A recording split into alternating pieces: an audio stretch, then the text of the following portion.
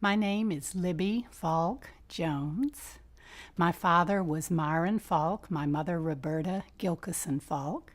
My father was the original director of what is now the Capital Area United Way. My dad was a great guy who loved his work and his community. He was born in New Orleans in 1906. He had thought he'd be a doctor, but the Depression hit. There wasn't money for things like medical school, but I think early on he had a commitment to helping people. He came to Baton Rouge in the Depression to really throw himself into work helping people. He was involved in the 1930s in a number of the relief efforts, including starting and running a transient bureau, which was the name for all the folks who were out of work. My father's work with Capital Area United Way began in the 1930s as part of, first of all, the Civilian Defense Fund. That morphed into the Community War Chest in the 1940s.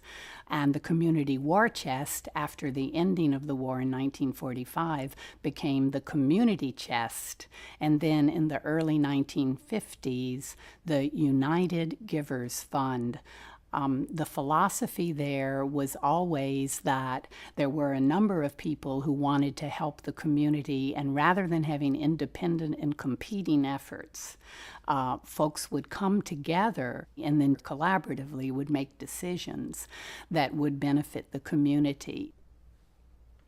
For my dad, helping people never meant giving handouts. It always meant enabling people to find themselves and find a way to contribute. He believed very strongly that every person had something to give, and he wanted to help people find what that was and enable them to contribute and be of use. So the transients, for instance, began building a community in which to live. It would have been an early version of Habitat for Humanity because they learned how to build houses so they could have places to live.